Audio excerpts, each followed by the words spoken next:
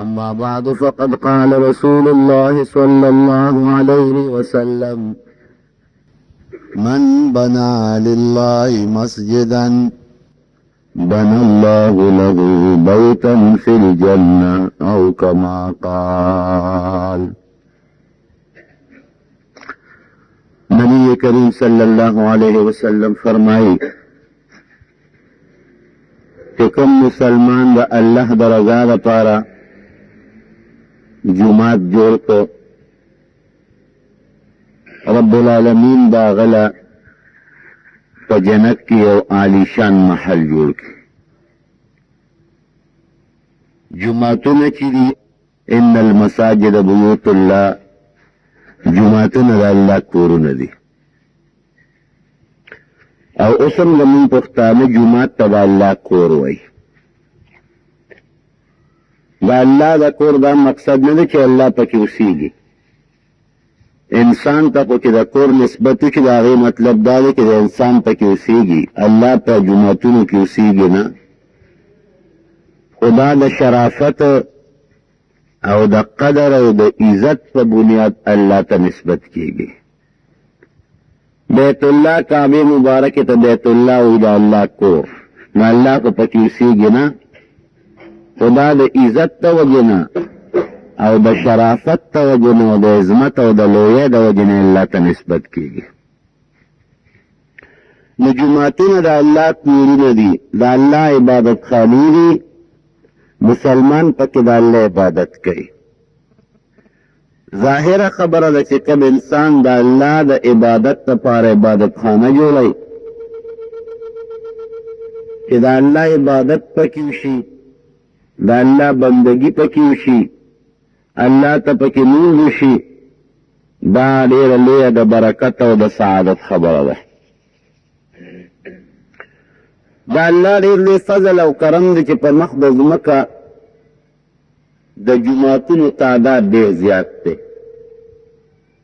دا ہر یو ملت او دا ہر یو قوم عبادت خانشتا. دا مسلمانان ازان لے عبادت خانہ دا جماعت ہوتا ہوئی. خو پا مخدز مکہ دا طول و کافران دا عبادت خانہ دا مسلمانان عبادت خانی زیادتی. پا طولو کی غٹ دری جماعت دی، لی جماعتون دا رقبے پا لحاظ خشتا خو دیر زیاد شتا خو لوی جماعتونا. لنبی لوی جماعت پا مخدز مکہ دا مکی مکرمی جماعت پا چه غیتا مسجد الحرام وی. مسجد حرام دا مکی مکرمی دا بیت اللہ شریف نگیر چا پیرا چکم جماعت دا دین لوی جماعت پا مخدز مکہ بل نشت.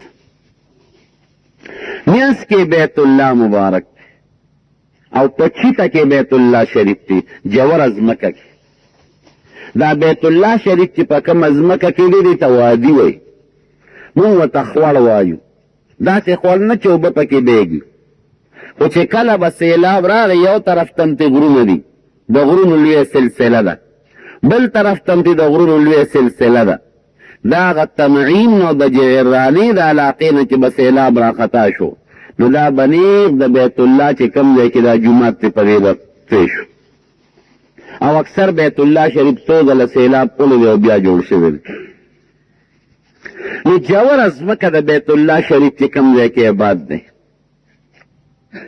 دا بیت اللہ شریف نگیر چاپی رکو لو میدان دے. قرآن پاک دی منگو تازو توقو لیکی چک پی نشتا کلو میدان اغیتا زمون پا عربے کی مطاف ہوئی او زمون پا پفتو کی دا تواف دے و توی چی کم دے خلق تواف کئی. دا دغی میدان نگیر چاپی ریو برانده دا وڑا برانده دا مزیدارا. دا دا ترک دا زمانی برانده دا ترکیانو جوڑا کریو او ترکو چی بیا کل حکومت سعودی تا پریخوت دے پی پابندیو لگولا چی تاسو حکومت تر تمون پریدو خو پا دی شرط چی زمون کم تعمیرات تیغی تا با نقصان نرزوئے. نو اسم داغا برندین تواف والا تا لک تکلیف رسی لکا برندو چتا دا پیوسو پاونو. نو تواف والا اکثر دو زینو کے رس جوڑی گیو حجر اسود طرف تا او بل میزاب رحمت طرف تا. خو اغا معاہده دا ترکو سرداز شویر چی زمون برندی بنن نلوے ناغی ولا گوتی نوری. نو وړه برنډه تقریبا یو 5-6 صفه پکې راځي. دا برنډه د ترکو د زمانې ډېر چاپېره واړه واړه ګمبتونه دي پې د پاسه پې مونځ نه کېږي ګمبتونه. د هغې برنډې نه شاته بله یو غټه برنډه جوړه ده. سلطان عبدالعزیز دا اوس چې کوم بادشاهان د سعودي دي د دې پلار جوړه کړې وه. مضبوطه برنډه په غټو ستنو په غټو پیلرو، او د هغې برنډې د پاسه چت دی او د هغې د پاسه بل چت هم دی. 3 چته په هغه برنډه د پاسه دي. خلک پکې مونځ کوي او دام ګیر چاپېره تو ده. ځکه داسې طریقه باندې هغې صفونه جوړ کړي دي چې کم سړی هم په کرښه ودرېږي نو بیت الله شریف ته نیغ په میغه بیت الله شریف ته مخ راځي. د بیت الله شریف نه په بار کې یو سړی مونځ کوي نو طرف ته مونځ کوي. که بیت الله ته پوره مخ برابر هم نشي خو چې په جهت د بیت الله مخ مې د کعبې شریفې په لور طرف او جهت ته وایي. خو بیت الله شریف ته چې سړی مخامخ ولاړې او مونځ کوي نو عین بیت الله ته به مخي، که لږ هم ته بل طرف ته شي نو بیا مونځ نه کېږي. نو هغې هغه صفونو کرښې په داسې اندازه برابر کړي دي چې کم سړی په هغه کرښو پنجې یا پوندې کېږي نو مخامخ بیت الله شریف ته مخ راځي. نو دا عبدالعزیز جوړه کړې وه د موجوده بادشاهان دا اوس چې څومره دي د دې پلارو. او یو غټه دروازه د جیات طرف ته د هغه په نوم د باب الملک عبدالعزیز، د عبدالعزیز بادشاه په نوم یو دروازه شته. د صفا مروه طرف ته او باب الفتح ورته وایي، باب العمره ورته وایي. دا غټې غټې دروازې دي. باب بلال او باب جیاد دا ټول په هغه د عبدالعزیز بادشاه چې کوم برنډې جوړې کړې وې دا په هغې کې دي. مونځ پکې څومره لوی ثواب لري. نبی کریم صلی الله علیه وسلم فرمایي چې بیت الله شریف کې څوک یو مونځ وکړي د هغې الله دومره اجر او ثواب ورکوي لکه بهر چې په خپل کلو کې 100,000 مونځونه کړي. دا هغه اسان حساب درته مه ووایي ځکه زموږ صاحب د مرقاتو ضربونه ورکړي دي. د هغې ضربونو نه 1 سنټه جوړېږي. خو کوم چې د حضور پاک مبارک د خولې خبره ده نو د یو مونځ ثواب ستا د دې جومات د مونځونو د 100,000 برابر دی. لکه دلته چې 100,000 مونځونه کوي هلته یو مونځ وکړي. او د بیت الله شریف د جومات بیا یو بل خاصیت دی.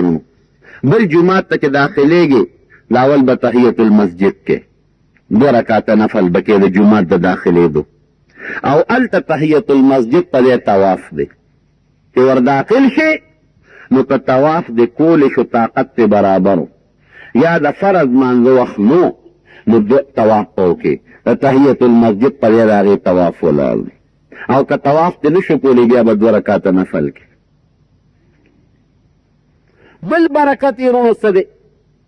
که یو سړی طواف کوي هغه ته هم ثواب ملاویږي، او که یو سړی طواف نه کوي بیت الله شریف ته هسې ګوري هغه ته هم ثواب ملاویږي. حدیث پاک کې راځي چې روزانه 6 رحمتونو په بیت الله شریف ورېږي. 15 رحمته په هغه چا ورېږي چې څوک ته طواف کوي. 40 رحمته په هغه چا راورېږي چې څوک ورته مونځ کوي. او 20 رحمته په هغه چا ورېږي چې څوک هسې ورته ګوري. نو بعضې ملګري تپوس کې دلته څه عبادت کوو؟ ما دلته بیت الله ته ګورئ. هغه عبادت دلته وکړئ چې هغه بل ځای نه ملاویږي. دا نور عبادتونه خو بل ځای ملاویږي.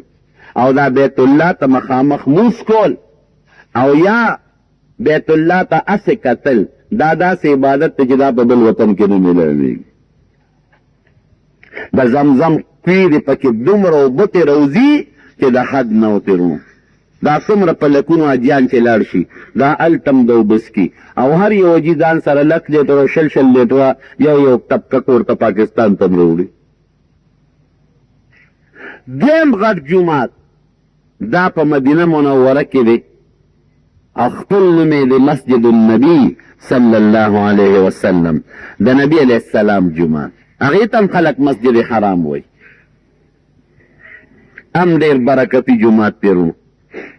د هغې بنیاد په خپله حضور پاک مبارک ایښودی دی چې هجرت یې وکړو، قبا کې جومات جوړ کړه مسجد قبا، او بیا مسجد نبوي مبارک ته داخل شو. جماعت خو نو د دو یتیمانانو ځای داسې اوبه هم پکې ولاړې وې، ګړې کجورې هم پکې وې. نو حضور پاک مبارک وفرمایل چې دا د چا دی؟ یو دو یتیمانانو دی. وی دې کې مونږ جومات جوړ کړو، دا دې خوښوي. وی ډېره ښه بس وی پیسې، وی مونږ یې پیسې نه لرو. هغه یتیمانان چې د چا په پرورش کې وو هغې مې پیسې نه لرو. نبي علیه السلام وفرمایل وی نه پیسې به یې ورکوو. نو 10 اشرفۍ د هغې زمانې د هغې ځمکې د قیمت مطابق 10 اشرفۍ حضرت ابوبکر صدیق ته وفرمایل چې دله ورکه. نو دا د حضرت ابوبکر صدیق په پیسو دغه جومات واغېستلی شو. د حضور پاک مبارک په زمانه کې هغه جومات 5 مرلې تقریبا اندازه 5 مرلې ډېر رکوټه جومات، پوتینی جومات و رکوټ. او حضور پاک مبارک په خپله پکې خدمت کړی دی.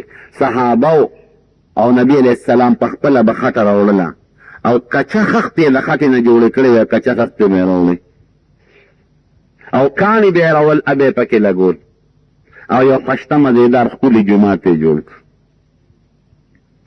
او هغې کې هم لوی اجر او ثواب دی. یو حدیث کې راځي چې څوک په مدینې شریفې په جومات کې لمونځ وکړي 1 په 1000 برابر دی. او په ابن ماجه کې بل حدیث دی هغې کې راځي چې 50,000 الله پاک اجر ورکوي. دلته 50,000 منځونه وکړي او د مدینې منورې په جومات کې یو منځو کې نو رب العالمین د هغه یو د دې 50,000 یو برابر ثواب ورکوي. بل حدیث پاک کې راځي په طبراني شریف کې مشته او په نورو کتابونو کې علما لیکي چې دا صحیح حدیث دی. د دې زمانې هلته یو محدث دی هغه پکې څه خبرې کوي، خو زمونږ چې څومره غټ محدثین د تېرو زمانو دی هغې ټول وي دا صحیح حدیث دی چې چا 40 منځونه په مدینې شریفې په جومات کې وکړل پرله پسې ریګولر چې یو مونځ ته پکې پاتې نه شي. نبی علیه السلام فرمایي الله به د 3 څیزونو نه دله امان ورکړي. یو به د دوزخ نه الله امان ورکړي، بل به د نفاق نه د منافقت نه الله امان ورکړي، او دریم د هر عذاب نه به الله امان ورکړي. دا د حدیث الفاظ دی. نو سعودي حکومت هم د حاجیانو طریقه داسې جوړه کړي چې 8 ورځې وله خامخا په مدینه منوره کې برابر کړي چې سړی ورسېږي بلډینګ ته نو هلته ولیکي چې په دې تاریخ په دې ورځ راورسېدم د ماسپښین نه مې مونځونه شروع شو، نو هغې یې مخکې نه راوباسي. که ورته وایي هلکه ځای ستاسو ټیم پوره دی، وایي نه زمونږ یو مونځ کم دی چې دا یو مونځ وکړو بیا به ځو، هغې غږ نه کوي. لکه دا طلعه او قانون دی د سعودي چې حاجیان مسافرو له به خامخا د 40 په مونځونو دا 8 ورځو ټیم لازما په مدینه شریفه کې ورکوي. نو د حضور پاک مبارک زمانه کې 11 مرلې 15 ګزه اوږد او 20 ګزه پلن 11 مرلې د دې نه جوړېږي زمونږ په ګزونو. او بره پې د کجورو څانګې وې، ستنې هم د کجورو وې، او بره پې د کجورو پاڼې او د کجورو څانګې وې چې کله به باران وشو نو څڅېده به. نو صحابهو به بیا قطقانې راوړل، دا نبي نه ریچان کړ، هغه یې پکې خواره کړي چې خطه نه جوړېږي. دا د نبی علیه السلام د زمانې جومات. بیا حضور پاک مبارک خیبر فتح که په 7 هجري کې مسلمانان زیات شو دي جومات کې نه ځایېدل. نو نبی علیه السلام مبارک بیا د دې نه ګیب چاپېره نورې ځمکې حکم وکړه چې لږه ځمکه ورسره نور اخلو. نو ګوره دا مخکني جومات دا حضرت ابوبکر صدیق رضی الله عنه واغشتې 11 مرلې، او بیا وروسته ورسره حضرت عثمان رضی الله عنه په خپلو ذاتي پیسو نوره ځمکه واغشته. نو جومات یې لږ کولاو کړ. نو چې کولاو شو څومره شو 30 مرلې ته جوړ شو. د نبی علیه السلام په زمانه کې خو چتې هم هقسې د کجورو د څانګو او د کجورو د تنو او ستنې هم هغسې د کجورو تنې وې، او څومره مبارک ځای لږ پکې یو ځای دی چې هغې ته ریاض الجنت وي، د جنت باغچې. حضور پاک فرمایي ما بین منبري و بیتي روضة من ریاض الجنه، وی زما د منبر او زما د کور په میانځ کې چې کوم ځای دا جنت د باغچو نه یو باغچه ده، او زما منبر د حوض کوثر د پاسه پروت دی. نو علما پرې ګڼې معنا کوي، خو اسانه معنا یې دا ده چې دا ځمکه به الله د قیامت په ورځ راخلي او په جنت کې بیږدي. او د منبر دا ځمکه او دا منبر شریف دا به الله راخلي د حوض کوثر په غاړه بېږدي. نو چې کوم سړی هلته لمونځ کوي ویم داسې وایه چې یا الله دنیا کې د جنت ځمکې له راوستم، نو خدایه په آخرت کې دې د جنت ځمکه نصیب کړي. هغوی کې د نبي علیه السلام مبارک منبر هم دی دغه ریاض الجنت کې چې کوم کې حضور پاک مبارک په خپله لمونځ کړی دی. اوس هم حاجیان ځي په نمبر ولاړ رش پېرېږي نو کله پکې دوه رکاته لمونځ کوي. خو هغوی په داسې اندازه اوس برابر کړی دی چې سړی سجده لګوي نو د نبي علیه السلام د پوندو مبارک او د تندي مبارک ځای هغې دیوال کې بند کړی دی چې څوک په هغه ځای خپه کښېنه دي بې ادبي رانه شي. نو چې کوم سړی سجده لګوي نو تندي په داسې ځای راځي چې کوم دی د نبي علیه السلام مبارک یو قدمونه به پراته دا مبارک ځای نه دي. اصل د سړی حیران دي چې خدایه پاکه دا جومات ته زور او دې کې به حضور پاک مبارک ناسته کړې ده، ملاسته یې کړې ده، میلمنو سره پکې ناستو، جبریل علیه السلام او فرشتو سره یې پکې ناسته کړې ده. دا کوم مبارک ځای دی. خدای پاک دې دغلته کې تل زمونږ ستاسو نصیب وګرځولي. یو صحابي عباده ابن صامت رضی الله عنه هغه وی د الله رسول دا جومات زه پخوم په خپلو پیسو یې پخوم. نبي علیه السلام وفرمایل نه د اجازت نه درکو دقسې کچخه دی دا جومات دا به پخوی نه. د هغې نه پس حضرت عثمان رضی الله عنه د حضرت عمر ابوبکر صدیق رضی الله عنه زمانه راله هغه جومات کې ګوتې نه والې مقصې پرېښود. بیا د حضرت عمر فاروق رضی الله عنه زمانه راله هغه جومات کولاو که. یو سید ته دا زمونږ دا سید چې کوم راځي یو سید ته چې کوم مغربي جانب دی هغه هم کولاو که او چې کوم جنوبي او شمالي طرفونه دی هغه هم کولاو کړل او مشرقي جانب کې خو د نبي علیه السلام مبارک مزار دی نو هغې له یې ګوتې یو جومات یې زبردسته توصیف پکې وکړه عثمان رضی الله عنه په ذاتي مرګ وایي یو روپۍ د بیت المال یې پکې نه لګولې. خلک صحابه راغون شو وایي دا څه کې نبي علیه السلام جومات کچه پرېښو، حضرت ابوبکر صدیق کچه پرېښود، حضرت عمر فاروق رضی الله عنه جوړ که خو کچه یې جوړ کو او تی پخې راولې. هغه ورته وایي د نبي علیه السلام او زمانه مخکې د صحابو په زمانه کې کورونه د خلکو کچه نو که جومات هم کچه نو خیر. اوس د خلکو کورونه پاخه دي نو چې جومات کچه دی دا د جومات بې ادبي ده. او دویم دا چې د لرې ځای نه خلک راځي مخکې خو صرف د مدینې منورې خلک اوس د بهر دنیا نه د عراق فتح شو، مصر فتح شوی دی او د ګیر چاپېر علاقو نه خلک راځي نو جومات والا پوخ پکار دی چې سسیږي نه. علي مسافر خو بغیر د جومات نه بل ځای نشته نو پوخ جومات والا جوړو. نو داسې قشته مزیدار پوخ جومات یې جوړ کړو چې په هغه زمانه کې د دنیا پیسې پرې ولګولې. لرګي یې والا د برما نه یوړه، برما دلته یو جزیره د هندوستان طرف خوا کې د ساګوان لرګي یې والا یوړه، عربۍ کې ورته ساج وایي. په دنیا کې د ساګوان د لرګي نه قیمتي لرګي بل نشته. اندرا ګاندي کې دوی سوځوله نو د ساګوان لرګي یې ورته ډالې کړې په هغې یې سوځولې دا یو قیمتي لرګي دیار پکې څه ته وایي. نو د ساګوان لرګي د برما نه وله یوړو او د اټلي نه رومیه به ورته هغه زمانه کې وې د هغې نه یې وله غټ غټ کاڼي راوړل د هغې ستنې وله جوړې کړې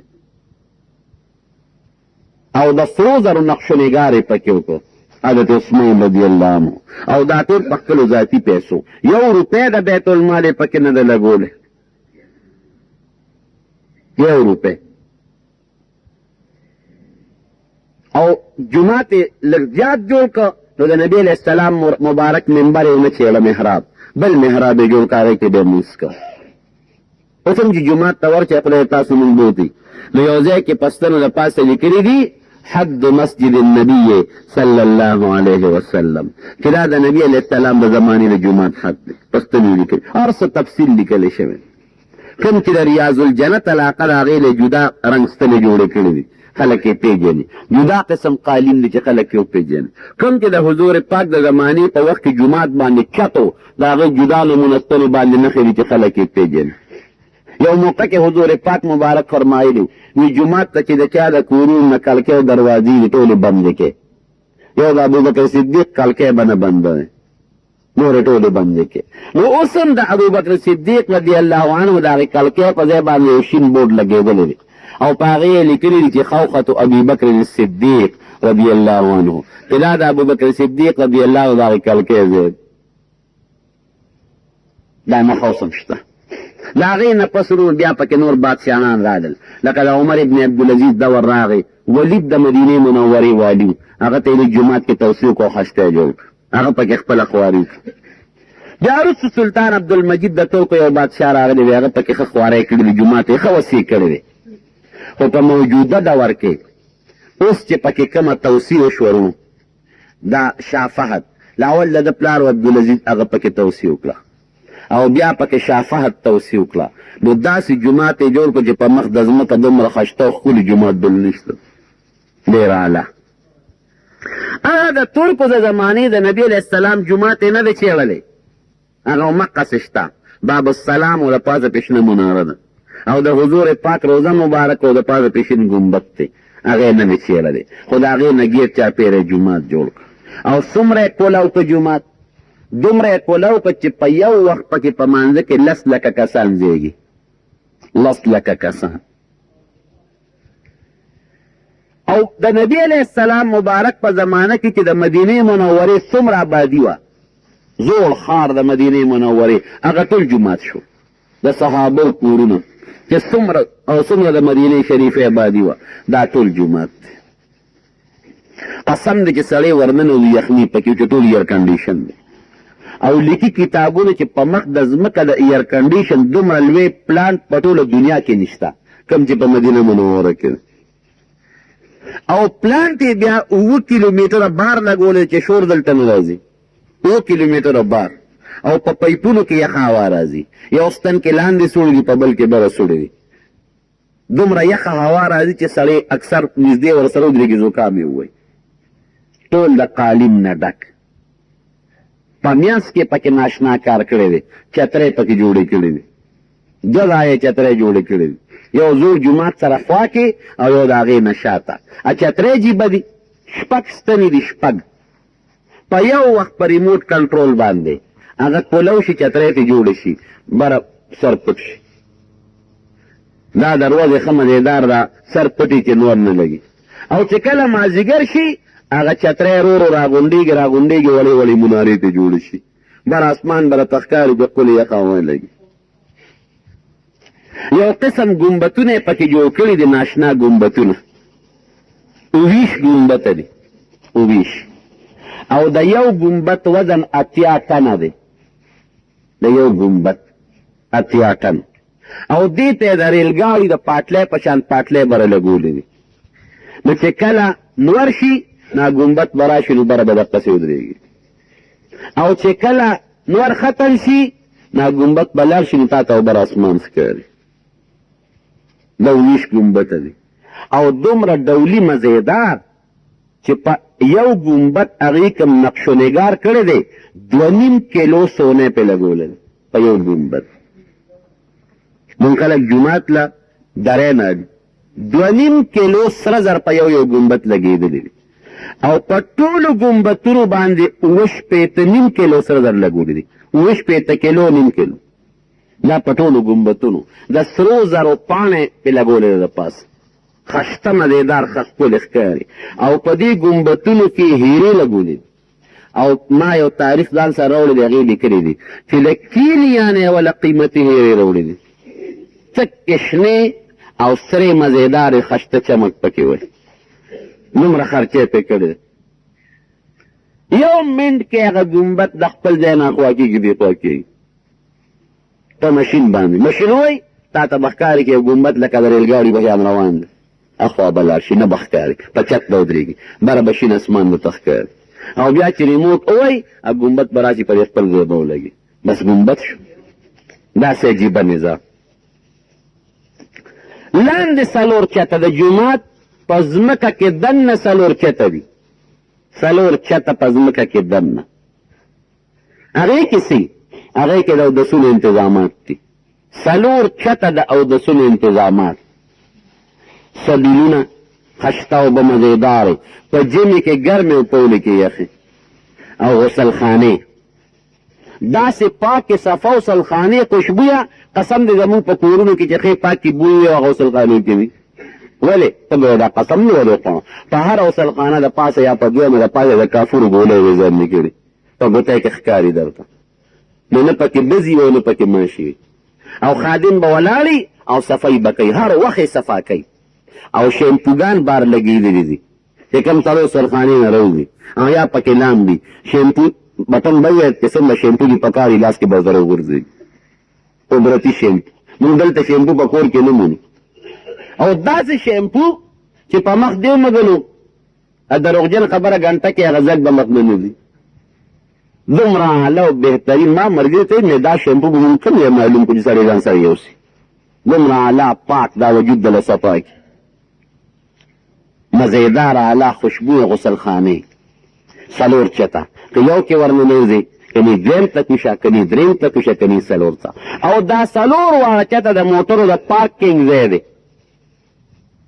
ګاډي موټرې پکې ودرېږي او دغه تاریخ لیکي وایي په یو وخت پکې 10,000 ګاډي ودرېدی شي 10,000 ګاډي او چې کوم ځای د ګاډي نه کوز شي دا نشته چې اوس به د ګاډي نه واپس راځي نو 100 میله مزل به پیاده کې نو بس هلته کې پوړی دي مشینې پوړی د پاو پکې د جومات دروازې سره به نیغ راوخېږي هر چاته و نښې پې کړي 1 نمبر نه واله تر د 16 دي که 14 نمبره پورې دا نښې دي چې دا د ګاډو هر سړی چې په کومه پوړی راخطا نښه ورته معلومه چې په 14 نمبر راووتم په 12 نمبر هغې ته واپس یې خپل ګاډي له ځان رسوي بوډاګان هم راځي او ځوانان هم راځي زنانو له ځان له ځای دی سړو لپاره ځان له ځای دی 9 منارې دي پکې 9 یو منارې اوچتوالی 104 میټر دی 104 میټره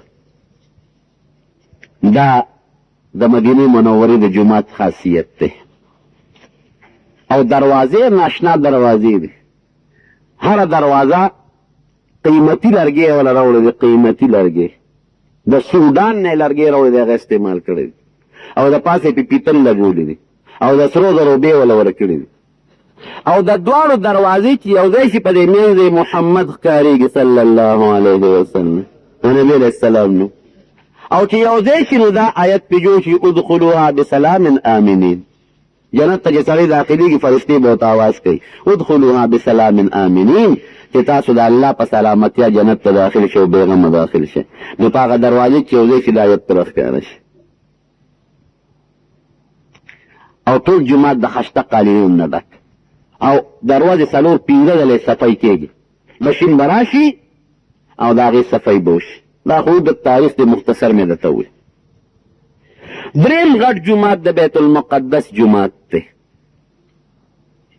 د بیت المقدس جومات چې اوس د اسرائیلو په قبضه کې د الله د ذات 240 کناله ځمکه باندې دا جومات جوړ دی 240 کنال او 10 د هغې غټې دروازې دي 10 ما لیدلی نه دی تاریخ مې کتلی دی چې جومات کې کم ټایرونه لګېدلي دي وایي غیر چاپېره په جومات کې دا جومات دا ځمکه سلطان صلاح الدین ایوبي فتح کړې وه او ډېر مجاهد بادشاه تېر شوی دی وایي کم ټایرونه چې په دیوالونو لګېدلي دي چې لږ لرې نه ورته ګورې سلطان صلاح الدین ایوبي نقشه په شکل پکې ښکاري